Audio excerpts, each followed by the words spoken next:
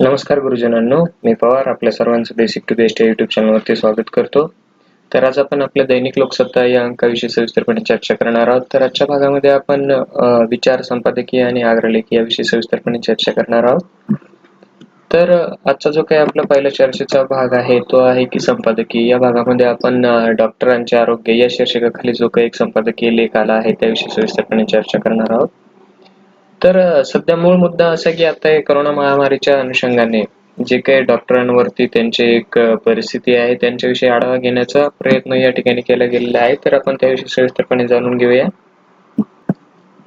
तर आता सध्याच्या या कोरोनाकालीन परिस्थितीत संकट आपले हे अधिकाधिक गहिरे होत असताना परिस्थितीत सामोरे जाण्याचा जो काही एक मार्ग म्हणून आपण देशभर रुग्णालय म्हणा किंवा उभी करण्याचा त्यांचा जो काही एक प्रस्ताव आहे, त्याचप्रमाणे जे आता रुग्णालय आहेत त्यांची क्षमता वाढवण्याचा सपाटा हे सर्वच सरकारने आता लावलेला आहे. तरी सुद्धा यामध्ये एक मूलभूत प्रश्न दिसतो, तो या सगळ्यांसाठी डॉक्टर आणि जे वैद्यकीय कर्मचारी लागणार आहेत ते कुठून आणणार? त्याचप्रमाणे काय की जे काही डॉक्टर आणि परिचारिका आहेत त्या परिस्थितीत आपली जीवाची बाजी लावून आपले कर्तव्य कार्य तर पार पाडतच आहेत, परंतु त्यांच्या आरोग्याचं काय? सध्या हा एक संसर्गजन्य अशा रोगाशी आपण लढाई लढत असल्या कारणामुळं प्रत्येकाचंच आरोग्य एक धोक्यात आलेलं आहे. त्यामुळे काय की आता केंद्रातील म्हणा आणि विविध राज्यामधील सरकारांनी एकूणच आरोग्य व्यवस्थेला गेल्या जे काही आपल्या 60 ते 70 वर्षाच्या दशकामध्ये एक असं अडगळीच्या असं खोलीतच ढकलून दिलेले आहे. आता याची लग तरी आपल्याला हे देशामध्ये कोरोना विषाणूच्या अनुषंगाने का होईना की सगळ्यांसमोर आपल्या दृष्टिक्षेपास आलेली आहेत. पण तरीही गेले 2 महिने या देशातील डॉक्टर्स जी की आपली रुग्णसेवा अबाधित राखतच आहेत. ही बाब तर त्यांच्या पेशाचा अभिमान वाढवणारी आहे, पण म्हणून काय त्यांची आपण दमछाक होत असेल असे मानणे आपल्याला एक आजच्या घडीला एक सत्यच ठरणार आहे. कारण अशा वेळी जे की दिवसेंदिवस कोरोनाबाधितांच्या संख्येमध्ये होत जाणारी वाढ हे देशासमोरचा एक यक्ष प्रश्न असला तरी त्याहूनही मोठे संकट त्या वाढत्या रुग्णांसाठी जे की आपण वैद्यकीय व्यवस्था अतिशय अल्प काळात कशी उभी करायची याविषयीची आहे. कारण एक वेळ अशी व्यवस्था उभी होऊ शकेल, परंतु ते काम करण्यासाठी आवश्यक असणारे डॉक्टर आणि परिचारिकांचे जे काही प्रशिक्षित मनुष्यबळ एवढ्या कमी काळात उभे करणे हे जवळपास अशक्यच असं ठरत आहे. तर सध्या अशी परिस्थिती आणि उपलब्ध मनुष्यबळावर येणारा जो काही ताण आहे तो अधिक मोठा असणे स्वाभाविकच आहे. कारण कोरोनाचे जे काही रुग्ण वाढू लागल्यावर आपण जे काही विलगीकरण म्हणा किंवा अलगीकरण कक्ष उभारणीला वेग आला. पण अनेक ठिकाणी जे काही आता मोकळ्या जागावरती किंवा स्टेडियम मध्ये असे शेकडो खाटांचे अलगीकरण कक्ष उभारण्यात आले. आता न जाणं उद्या रुग्णसंख्येमध्ये वेगाने वाढली तर त्यासाठीची तयारी करणे आवश्यक असल्याने ही व्यवस्था आपण केलेलीच आहे एक पूर्वतयारी म्हणून.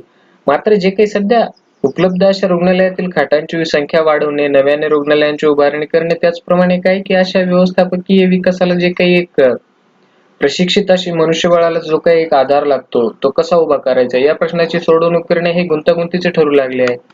कारण वैद्यकीय सेवा करणाऱ्या प्रत्येकास आज कायद्यान्वये काम करण्याची सक्ती तर करता येते. हे जरी खरं असलं तरी अशी सक्ती करताना जे की संबंधितांच्या ज्या आरोग्याची काळजी घेणं हे सुद्धा एक आवश्यक आहे आणि तितकंच महत्त्वाचं सुद्धा आहे. पण आपण त्यासाठी आवश्यक तो निधीही कधीच दिलेला नाही आपल्या आरोग्य विभागाला. आता देशाचं जर एकूण उत्पन्नापैकी किमान 5% खर्च वैद्यकीय कारणासाठी करणे आवश्यक आहे, परंतु असा आग्रह धरूनही ते आजवर कधीच साध्य झालेलं नाहीये. आता आजही एकूण उत्पन्नाच्या जेमतेम जवळपास आपल्या जीडीपीच्या 1 ते 1.5% खर्च ही वैद्यकीय सेवेसाठी केला जात आहे. आता वैद्यकीय महाविद्यालयाची संख्या वाढवणे, त्यामध्ये नवे रुग्णालय उभारणे, तेथे जे काही आता आपण अत्याधुनिक अशी साधने उपलब्ध करणे, अशा साऱ्या गोष्टी या निधीत भागवायच्या असल्याने त्यावर कमालीची अशी मर्यादा आलेली आहे. आणि आता ह्या करोना विषाणू देशात आल्यानंतर सुरुवातीच्या काळात तर स्वयंरक्षक साधने जे की आपण पीपीई किट म्हणतो, पर्सनल प्रोटेक्शन इक्विपमेंट, ही साधनेच उपलब्ध नसल्याने अनेक डॉक्टर जे काही आता रेनकोट घालून काम करत आहेत अशी एक विद्राव्य परिस्थिती सुद्धा निर्माण झालेली होती.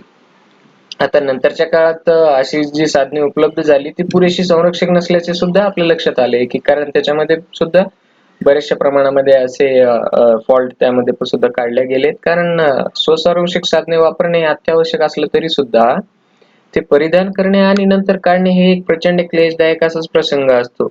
आता एकदा ते परिधान केल्यानंतर संपूर्ण शरीरावर एक प्रकारचे आवरणच तयार होते.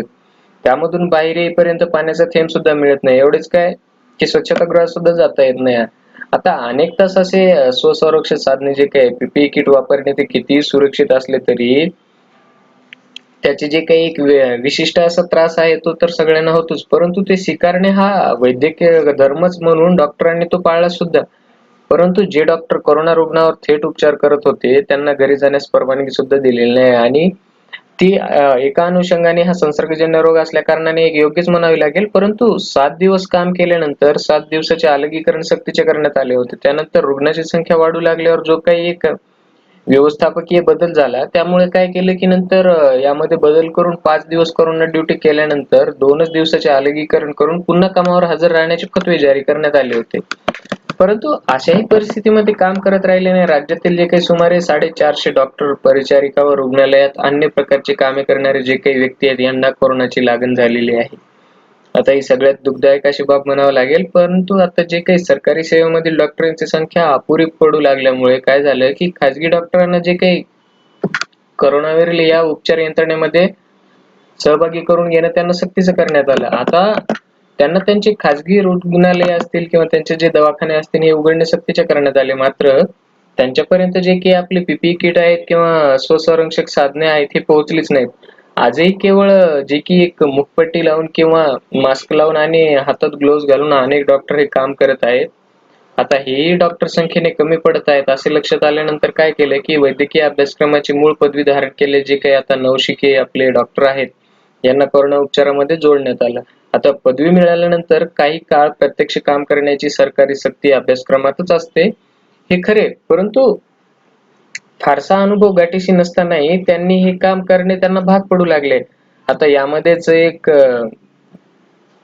आणखी भर घालणारा एक अडचणीचा मुद्दा असा की अशा निवासी डॉक्टरांना आता 2 महिन्यापासून त्यांचे वेतनही मिळालेले नाहीत. परंतु काम नाकारणे हे परवडणारे नसल्याने त्यांना ते करणं भाग पडत आहे. आता गेल्या 2 महिन्यामध्ये ज्या डॉक्टर असलेल्या जे की आता गर्भवती महिलाही त्यामध्ये समावेश होतो की या करोना उपचार करणाऱ्या डॉक्टरांमध्ये तरी सुद्धा त्यांना आपले काम हे पूर्णपणे करावेच लागत आहे. आता ही संख्या सुद्धा जरी अपुरी पडू लागली असण्याची शक्यता आहे. आता याचे खरे कारण तर एक आपले दर जे काही आपण म्हणतो की दर 1,00,000 लोकांमागे 100 डॉक्टर असायला हवेत असे जागतिक यांचं एक मापन सांगतं. पण भारत या अपेक्षेत ही जी काही जागतिक मापनची एक अपेक्षा आहे पण या अपेक्षेपासून आपण कित्येक कोस दूर आहोत. तर या लक्ष्यपूर्तीसाठी जे काही डॉक्टर वाढवायचे ठरवले तरी त्यासाठी काही काळ तर लागेलच. कालावधी तर त्यांच्यासाठी लागणारच आहे. आता शिवाय त्यासाठी जे काही आवश्यक निधीचीही तरतूद करावी लागेल. आता ते लगेच होणाऱ्यातलं नाहीये कारण अशा वेळी परिस्थितीस तोंड देत जे काही आपल्या महाराष्ट्र राज्यामधील अनेक खाजगी डॉक्टर हे आपल्या सेवा देण्यासाठी मोठ्या प्रमाणात पुढे आले आहेत. आता अनेकांनी आपले दवाखाने सुरू केले पण आता तेही अपुरे पडू लागल्याचे सध्याच्या परिस्थितीत आपल्याला दिसत आहे.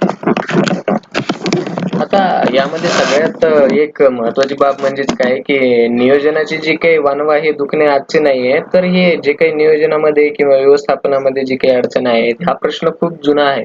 कारण डॉक्टर अथवा वैद्यकीय कर्मचारीच कोरोना बाधित आणि नव्या वैद्यकीय सुविधांसाठी मनुष्यबळाची टंचाई हा प्रश्न काही आत्ताचा नाहीये. त्यामागची कारणे ही जुनी आहेत. मात्र संकटाच्या काळात जे की आपण अधिक कार्यक्षमता दिसणे आवश्यक असते. आता ती डॉक्टरांनी कोरोना काळात पुरेपूर दाखवली आहे. आता नियोजन करणारे अधिकार किंवा अधिकार गाजवणारे जे काही अधिकारी आहेत त्यांची कार्यक्षमता वाढीस वैद्यकीय मनुष्यबळ उपलब्ध करताना दिसून यायला हवी होती. पण जे की आता 24 तास सतत कार्यक्षमतेने काम करणाऱ्या वैद्यकीय क्षेत्रामधील अशा लाखोंचे खरे तर आभारच मानायला हवेत. परंतु त्याच अनुषंगाने आपण जे की म्हणतो या व्यवस्थेमध्ये सगळ्यात जास्त हातभार लावलेला आहे तोच की रस्त्यावर उन्हातान्हात उभे राहणाऱ्या पोलिसांची जी गत झाली ती गत सतत कोरोनाच्या रुग्णाच्या सहवासात राहून डॉक्टरांची सुद्धा झालेली आहे. याची जाणीव ठेवणे फार आवश्यक आहे आपल्याला. कारण आपण थाळ्या कोणासाठी वाजवल्या हे आव्हान आपल्या लक्षात आता राहिलेले नाही. ते सत्य असले तरी सुद्धा डॉक्टरांच्या आरोग्याकडे दुर्लक्ष करणे आणि सामाजिक आरोग्य अपायकारक ठरेल हे सुद्धा आपल्याला मान्य करावं लागेल. आता ते साध्य होताना दिसते कारण आजारी डॉक्टर वाढले तर त्यातून आजारी जे काही आपण व्यवस्थेचे दर्शन घडेल आणि ते सुद्धा आपल्या सगळ्यांच्या आरोग्यासाठी एक हानिकारकच ठरणार आहेत. या अनुषंगाने आज आपण डॉक्टरांचे आरोग्य या लेखाविषयी जे काही आपल्या संपादकीय काकाश्रींनी त्यांचे मत मांडले आहे. सध्या डॉक्टरांची काय परिस्थिती आहे आणि त्यांनी आपण जे काही उपाययोजना करत आहोत ते त्यांच्यापर्यंत कशा पोहोचू शकत नाही ते आपल्या प्राणांची बाजी लावूनही या अशा दुर्दैवी आजारास आळा घालण्यासाठी कशा पद्धतीने कार्यरत आहेत, तर याविषयी आपण सविस्तरपणे जाणून घेतलंय. तर पुढील भागामध्ये आपण पाहणार आहोत तेच की समाजबोध या लेखामध्ये एक शूद्र अतिशूद्रामधील नवशिक्षितांचा उदय याविषयी आपण सविस्तरपणे चर्चा करणार आहोत. तर जी काही एक जाती व्यवस्था आहे याविषयीचं सविस्तरपणे चित्रण यांनी या ठिकाणी केलं आहे. तर आपल्या अभ्यासाच्या दृष्टिकोनातून सुद्धा हा एक महत्त्वाचा भाग आहे. तर याचा मूळ मुद्दा असा की आता मध्ययुगीन महाराष्ट्रातील जे काही राजकारणामागे वर्ण विचारांची एक चौकट अशी काम करतच होती. आता जातीचे स्थान आणि अधिकारभेद हे आपल्याला चातुर्वर्णातील अधिकारभेदाच्या प्रारूपांच्या आधारे निश्चित केले जात आहे. परंतु जे की सध्या वर्णव्यवस्थेमध्ये ब्राह्मण म्हणा किंवा क्षत्रिय व वैश्य या 3 वर्णांना द्विज म्हणून यांना एक विशेष अधिकार असे देण्यात आले आहे. तर शूद्र हे कसे आहेत, हे अद्विज म्हणून अधिकारविहीन यांना करण्यात आले आहे. आता वेदोक्ताचा, विद्येचा व स्वातंत्र्याचा अधिकार ह्या शूद्रांना नव्हताच आणि ब्राह्मणादी जे काही द्विज वर्णाकडे पालकांचे म्हणजेच शूद्रावर स्वामित्व गाजवण्याची जी काही एक सत्ता होती, तर शूद्राकडे काय आहे की वर्णाकडे पाल्याची म्हणजेच अन्य 3 वर्णांच्या सेवकांची भूमिकाही त्यांच्याकडे होती शूद्राकडे. आता वर्णव्यवस्थेमधील या स्वामी सेवक सदृश्याच्या संबंधाच्या आधारे जाती जी काही आपली समाजामधील शोषण आणि शासनाच्या सत्ता संबंधाची रचना उभी राहिली होती. त्यामुळेच काय झाले की जातीचं जे काही एक सत्ता कारणामध्ये वर्ण प्रारूपाला आणि त्यातही शूद्र ही जी की एक संकल्पना आहे याला सुद्धा महत्व प्राप्त झाले. आता शास्त्रकारांनी जे काही आपल्याला शूद्र संकल्पनेचा अवलंब हा जाती व्यवस्थेच्या नियमनासाठी केला. परंतु यामध्ये ब्राह्मण व शूद्र असे 2च वर्ण कलियुगात नांदत असल्याचे जाहीर करून शुद्धता व श्रेष्ठता दर्शवणारा जो काही आपला वेदोक्ताचा अधिकार केवळ ब्राह्मण जातीपुरता सीमित करण्याचा प्रयत्न त्यांनी केला आहे.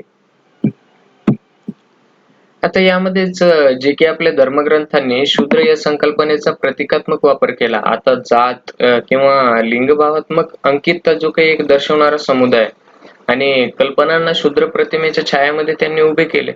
त्यामधूनच काय झाले की जे की लिंगभावाच्या उतरंडीत आता निम्नस्थानी असलेल्या स्त्रियांना या वर्ण उतरंडीमध्ये निम्नस्थानी ठरलेल्या जे की शूद्रांच्या सानिध्यात त्यांना उभे केले गेले. परंतु शूद्राप्रमाणे स्त्रिया ही अधिकारविहीन आणि अंकित असल्याचे सांगण्यासाठी स्त्री शूद्र ही जी काही एक द्वंद्व समयाची योजना करण्यात आली.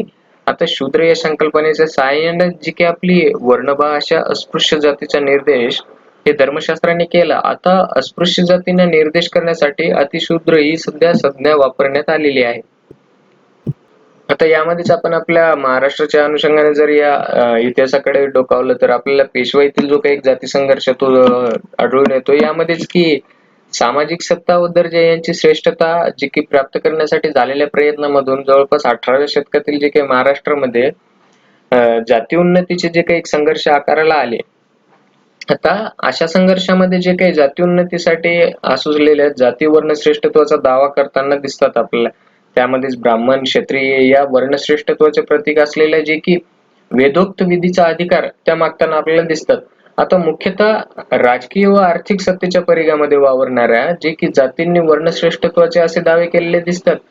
कारकुनी व्यवसायामध्ये ब्राह्मणांशी स्पर्धा करणारे जे काही चांद्रसेनी एक कायस्थ प्रभू जातीचे क्षत्रिय म्हणून वेदोक्ताचा अधिकार मागितला. तर थोडीफार संपन्नता मिळालेले जे काही देवयज्ञ सोनारांनी ब्राह्मण असल्याचा दावा करून जो की एक वेदोक्ताचा अधिकार मागितला. परंतु कर्मठ अशा धर्मशास्त्राची कास धरत पेशव्यांनी या दोन्ही जातींचे दावे साफ नाकारले होते. आता खरे तर जे की आता वर्ण जाती किंवा उन्नतीच्या प्रयत्नांना वाव देणारे धर्मशास्त्राचे काहीसे उदार अर्थ त्या काळात प्रचलित होते. त्यामध्येच काय की एक शूद्र कमलाकर या ग्रंथामध्ये कमलाकर भट्टाने ब्राह्मण व शूद्राव्यतिरिक्त जे काही अन्य द्विज वर्णाचे समुदाय कलियुगामध्ये नांदतात अशी भूमिका घेतली होती. आणि त्यामध्येच काय की वेदोक्ताची परंपरा सुटलेल्या समुदायांना शुद्ध करून पुन्हा क्षत्रिय करण्याची सोय त्यामध्ये प्रस्थापित केली गेली. आता कमलाकर भट्टाच्या पुतण्याने म्हणजेच कोणी गागा भट्टाने त्याचा आधार घेऊन छत्रपती शिवाजी महाराजांचे जे काही क्षत्रियत्व आणि चांद्रसेनी कायस्थ प्रभूंचा जो काही क्षत्रिय म्हणून असलेला वेदोक्ताचा अधिकार शिवाजी महाराजांच्या राज्याभिषेकावेळी मान्य केला गेला होता. आता वेदोक्ताचा जो काही एक विशेषाधिकार बाळगणाऱ्या ब्राह्मणांना हा निर्णय अर्थातच मान्य नव्हता. आता पेशवे यांनी त्या विरोधामध्ये जे काही पेशव्याकडे तक्रारी गेल्या त्यामध्ये आपले जे नारायणराव पेशव्यांनी या सगळ्या गोष्टींची दखल घेऊन एक प्रभूंना जो की एक वेदोक्ताचा अधिकार नाकारणारा निवाडा दिला गेला त्यांनी. आता या निवाड्यामध्ये त्यांनी असं एक वर्णन केलं होतं की ब्राह्मण जातीचे जे काही अनुकरण आणि त्याविषयीचे ब्राह्मण श्रेष्ठत्व मान्य करण्याविषयी त्यांनी जवळपास 23 कलमी आदेश हे त्यामध्ये समाविष्ट करण्यात आलेले आहेत.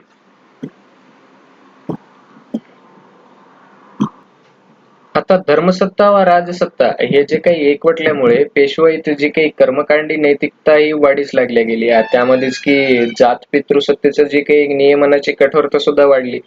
आता ब्राह्मण श्रेष्ठत्वाची भावना सुद्धा या अनुषंगाने वाढीस तर लागणं स्वाभाविक आहे, परंतु वेदोक्ताचा विधी ब्राह्मण जातीपुरता सीमित करण्याचा जो काही प्रयत्न सुद्धा त्यातून करण्यात आला. आता थोरल्या शाहू महाराजांच्या मृत्यूनंतर साताराच्या राजघराण्यातला जो की एक वेदोक्त विधी बंद करून त्याला पूर्णोक्त विधी सुरू करण्यात आला होता. आता यामध्येच शूद्र या संकल्पनेभोवती जे की झालेल्या या सगळ्या राजकारणातून अधिकारविहीन शूद्र अतिशूद्र जातींचे व स्त्रियांचे जे काही गुलामीचे पाश अधिकच आवळण्यात आले होते. आता त्यांच्या शोषण जे काही पीडनाला स्वाभाविक व आवश्यक ते ठरवण्यात आले. जाती व्यवस्थेच्या या उतरंडीमध्ये जे काही आपण विषमता व शोषणामुळे जे शूद्र अतिशूद्रांच्या जाती संघर्षाला बहुपिढी असे स्वरूपच प्राप्त झाले. त्यामध्येच त्यांचं एक भौतिक स्वरूपाचं संघर्ष सुद्धा होतं, परंतु जे की आपण 12 बलुतेदार म्हणतो यांच्या बलुत्यांच्या विषम अशा एक विनिमय संबंधातून आकारला आलेले हे संघर्ष होते. आता राजसत्तेच्या अतिक्रमाविरोधातील जे काही शेतकरी म्हणा किंवा कारागीर व दलित जातीचे संघर्ष तर यामध्ये होतेच, परंतु ब्राह्मणी सांस्कृतिक परिघामध्ये जे की जाती उतरंडीला अंगीकारणारे आणि जाती उन्नतीचे संघर्ष सुद्धा यामध्ये समाविष्ट केले गेले. आता ब्राह्मणी प्रतीकांचा जो काही एक उलटफेर करणारे आणि प्रतिसंस्कृतीचे संघर्ष होते आणि भक्ती संप्रदायाचा जो काही एक मुशीतलं सांस्कृतिक उठावही या अनुषंगाने झालेले होते. आता या अनुषंगाने जर आपण जाती संघर्षाचा वारसाकडे जर दृष्टिक्षेप टाकले तर आपल्याला असं आढळून येते की ब्रिटिशांच्या काळी जे म्हणजेच आपण जे की वसाहत काळातील वर्ग संस्थेच्या उदयामुळे जाती व्यवस्थेमध्ये काही बदल घडवले गेले. मात्र गटागटांतर्गत जे की विवाहावर ज्याला की आपण एंडोगॅमी आधारलेला जो काही एक जातीचा सामाजिक पाया मात्र आढळपणे टिकून तर राहिला आहे. आता परिणामी जे की आता 18व्या शतकामधील आपलं पारंपरिक एक बुद्धिजीवी जातीमधलं संघर्ष हे मागच्या डावावरून पुढे असे वसाहतवादी काळातही चालूच राहिले. आता यामध्येच ब्राह्मण व प्रभू जातीमध्ये जो काही एक उभा राहिलेला वेदोक्ताचा संघर्ष पुन्हा प्रगट होतच राहिला. पण ब्राह्मण जाती पोटातली जे काही एक श्रेष्ठत्व हितसंबंधाचे संघर्ष पुन्हा अवतीर्ण झाले आहे. आता पारंपरिक जे की आपण म्हणतो की बुद्धिजीवी जातीतील जाती संघर्षांना या वसाहत काळामध्ये नवे असे संदर्भ प्राप्त झाले. आता एक तर काय की जाती संघर्षाच्या वारसाला इतिहास आणि मानवी शास्त्राच्या अभ्यास पद्धतीची जोड मिळाली. त्यानंतरच काय की जातीच्या या जे काही अस्तित्वाला व शुद्धतेला प्राचीन आर्य आणि जे की अनार्य यांच्या वांशिक परिणामाद्वारे पारखून घेण्याची प्रवृत्ती त्यांनी अंगीकारली गेली. आणि दुसरं विशेष म्हणजेच काय की या जाती संघर्षाचा जो काही एक वर्ग स्पर्धेचा संदर्भ सुद्धा यामध्ये प्राप्त झाला. आता यामध्ये जर शिक्षणाच्या दृष्टीने पाहिलं आपण तर इंग्रजी शिक्षण घेणे व त्यातून प्राप्त होणाऱ्या जे काही नोकऱ्यांच्या आणि व्यवसायाच्या क्षेत्रात आघाडी घेणे अशी स्पर्धा एक सुरू झाली. त्यातून जे की आपण जात किंवा पोटजातचे आत्मभान आणि अधिक उग्र व अधिक जातिदेश अधिक धारदारच होत गेलेले आहे या सगळ्या परिस्थितीतून. तर एकीकडे आपण ही जी काही वर्गोन्नतीची स्पर्धा ही जाती संघर्षाला चालना देत असली तरी सुद्धा दुसऱ्या बाजूला आपण वर्गभान आणि नवशिक्षितांना जे की आपण वैश्विक जाण देत होतो आणि वर्गीय हितसंबंधाच्या एकजुटीमध्ये उभे करत होतो. आता हे वर्गीय खुलेमुशीतले जातीभान त्यांना पोट जातीतले संघर्ष लिपण्यामध्ये उद्युक्त असे करतच होते. त्यामुळे झालं काय की जी नवशिक्षितांची जाती संघर्षातील भूमिका ही दुपट्टीच राहिली. आता वसाहतवादींचे जे काही एक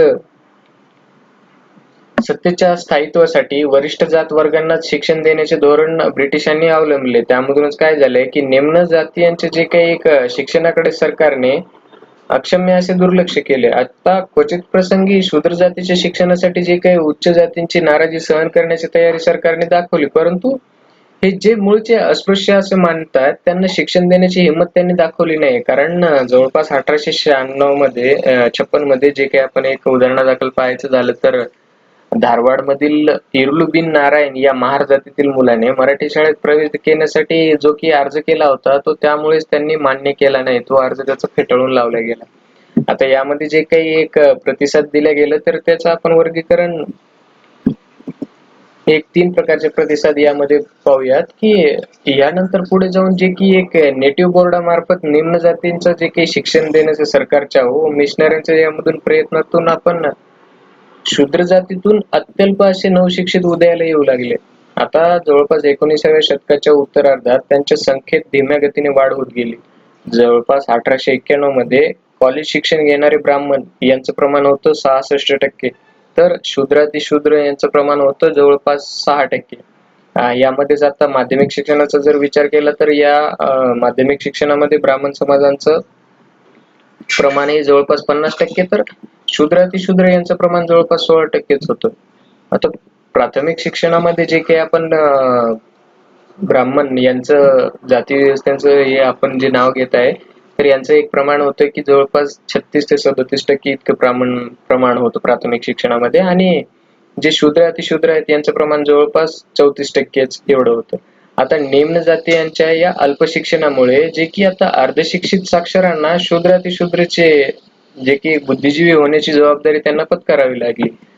आता या जातीचे जे काही आपण भौतिक तणावांचा व शूद्र या संकल्पनेमुळे होणाऱ्या या हीनतेचा व अपमानाचा एक अनुभव शूद्र अतिशूद्र मधील नवशिक्षितांना येतच होता. आता सावकारशाही म्हणा, त्यामध्येच पुरोहितशाही किंवा नोकरशाही या ब्राह्मण वर्चस्वामुळे शूद्र अतिशूद्र जाती ह्या पुरत्या नागवल्या गेल्याचे वास्तव त्यांना खपत नव्हते. आता त्यातच काय झालं की शिक्षणाच्या आणि वर्गीय उन्नतीच्या क्षेत्रामध्ये ब्राह्मण वर्चस्वाचा सामना त्यांना तर करावा लागत होता, परंतु वर्णजातीचा जो काही श्रेष्ठत्वाचा दंभ बाळगणाऱ्या आणि पेशव्यामधील शूद्रामधले जे की तत्वाला कवटाळणाऱ्या ब्राह्मणांच्या विरोधाचे भान त्यामुळे त्यांच्यामध्ये विकसितच होत राहिले. आता या सगळ्यामध्ये जे की आपण एक ब्राह्मण वर्चस्वाच्या या स्थितीत 3 प्रकारचे प्रतिसाद असे शूद्र अधिशूद्र नवशिक्षितांना दिले गेले. आता यामध्ये पहिला प्रतिसाद असा की ब्राह्मणी प्रभुत्वासमोर शरणागत होण्याचा होता. यामध्ये दुसरा प्रतिसाद असा होता की वर्गीय उन्नतीसाठी जे की आपण जातीय उन्नतीचा प्रयत्न करण्याचा त्यांनी प्रयत्न केलाय. जे की वर्गीय उन्नती आहे त्यामध्ये आपली जातच कशी उन्नत आहे हे दाखवण्याचा प्रयत्न केला. त्यानंतर तिसरा प्रतिसाद हा की वर्ण जे काही आहेत ते जाती उन्नतीची संधी शूद्र अतिशूद्र जातींची मुक्ती घडवू शकणारे नाही या भूमिकेतून जो काही एक जाती विद्रोह करण्याचा होता, तर हा अनुषंग त्यामध्ये सुद्धा एक प्रतिकार म्हणून त्यांनी हा प्रतिसाद त्याला दिलेला आहे. तर अशा प्रकारे आज आपण हा जो काही एक लेख अभ्यासला आहे की शूद्र अतिशूद्रामधील नवशिक्षितांचा उदय, यामध्ये आपण जे की आपल्या महाराष्ट्रातील जाती व्यवस्था असो किंवा पेशवाई काळातील असो, त्याच प्रकारे जाती व्यवस्थेला कशा प्रकारे प्रतिसाद देण्यात आला, आणि सध्या आपण एक इतिहासाकडे डोकावून पाहताना सुरुवातीपासूनच जवळपास 1800 ते 1900 पासूनच जे की जाती व्यवस्थाद्वारे त्या आपण एक उतरंड मांडली आहे, त्यानुसार त्यांचं प्रमाण आणि शिक्षणामध्ये हे नवशिक्षितांना आता शूद्र अतिशूद्रामध्ये कसं यांचा उदय होतोय याविषयी सविस्तरपणे चर्चा केली आहे. तर अशी अपेक्षा व्यक्त करतो की आजची चर्चा तुम्हाला नक्कीच आवडली असेल. जर आवडली असेल तर नक्की शेअर करा, आपले जे काही मित्रमैत्रिणी आहेत त्यांच्यापर्यंत पोहोचवा, एवढीच एक अपेक्षा व्यक्त करतो. धन्यवाद.